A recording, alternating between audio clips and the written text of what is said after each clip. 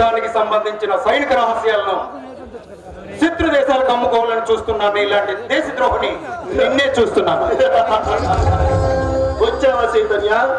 తలసుకోగానే వచ్చావు. నీకు 200,000 ఆయుస్సు. పాకిస్తాన్ వాళ్ళకి మన దేశ సైనిక పత్రాలు అందిస్తానని 25 కోట్ల రూపాయలు అడ్వాన్స్ గా తీసుకున్నాను. అవి ఎంత తొందరగా నాకు అందిస్తే నీ వంటికి అంత మంచిది. నేను నీకు భయపడి ఆ సైనిక రహస్యాలు నీకు అందిస్తే నా దేశాన్ని నేను అమ్ముకున్న వాడిని అవుతారా? అలా చేస్తే నా కన్న తల్లిని తాకట్టు పెట్టి కట్టుకున్న బెల్లంతో వ్యభిచారం చేయించి నీచమైన పని అవుతుందా? చైతన్య ఎంత అమాయకుడు చైతన్య. ఈ లోకం డబ్బు ఉంటేనే ఎంతో గౌరవిస్తుంది. డబ్బు లేకపోతే దేనికి పనికిరాం. పెట్రోల్ ఉంటేనే బండి నడుస్తుంది, డబ్బులుంటేనే పొట్ట గడుస్తుంది. అంతేగాని దేశభక్తి అంటే భిక్షమెత్తుకోవలసి వస్తుంది.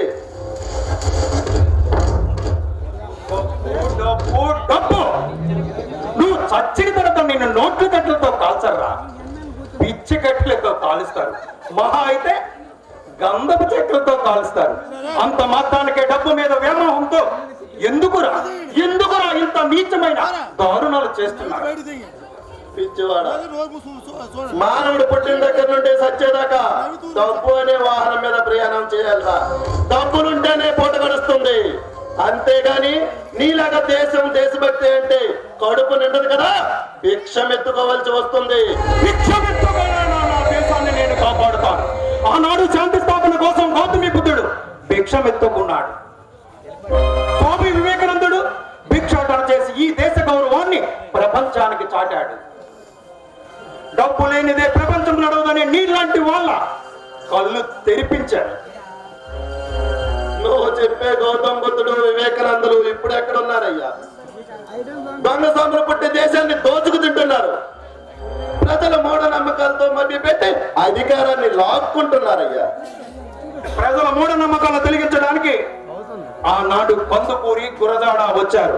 ఈనాడు ప్రజల్లో చైతన్యం తేవడానికి ఈ మేజర్ చైతన్య ఉన్నాడు.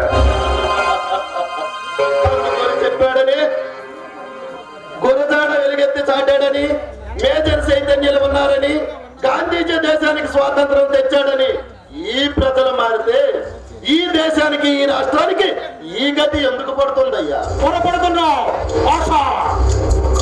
భారతమాత ముద్దు బిడ్డల్ని తక్కువ అంచనా వేస్తున్నావు. పుట్టిన ప్రతి బిడ్డ దేశ కీర్తిని ప్రపంచ నలుమూలలా ఎగరవేసి దేశం కోసం మీసం తిప్పే రోజు తప్పకుండా వస్తుందని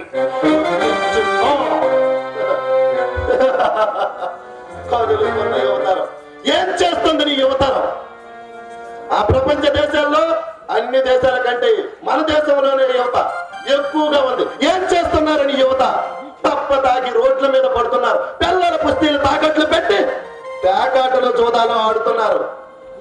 చదువుకున్న కుర్రాలు ఉద్యోగాలు లేక దోపిడి దొంగతనాలకు పాల్పడి వ్యసనాలకు బానిసలై చీకటి బ్రతుకుతుంటే ఇంకెక్కడగా పోతుందయ్యా యువతరం? మారు తీరుతుంది. కదులుతున్న యువతరం నిమ్ము తరిమి కొట్టి నిప్పుదనల ఎగిసిపడే రోజు లోనే ఉంది. భవిష్యత్తు నాకెందుకు, ముందుగా ఆ రహస్య పత్రాలు నాకు అంది. దేశం కోసం నా ప్రాణాన్ని ఏనాడో త్యాగం చేశాను. నో, ఆ రహస్యాన్ని నేను చెప్పను. చెప్పకపోతే ఈ బుల్లెట్ బుల్లెట్ కి నీ బుర్ర బ్లాస్ట్ అయిపోతుందిరా. ఈ దేశాన్ని కాపాడేదే ఇద్దరు. ఈ దేశాన్ని కన్నం పెట్టే రైతు, మరొకరు ఈ దేశాన్ని కాపాడే సైనికుడు. జై జవాన్ జై కిసాన్ అంటూ వీరమరణం పొందుతాను, కానీ నీకు మాత్రం భయపడను.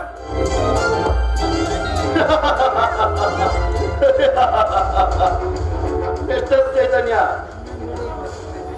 అవసరమైతే నిన్ను చంపుతాను కానీ నిన్ను మాత్రం వదలను. దేవా, లోపల తీసుకెళ్ళండి, రాజ మర్యాదలు చేయండి. ఆయనకి ఎటువంటి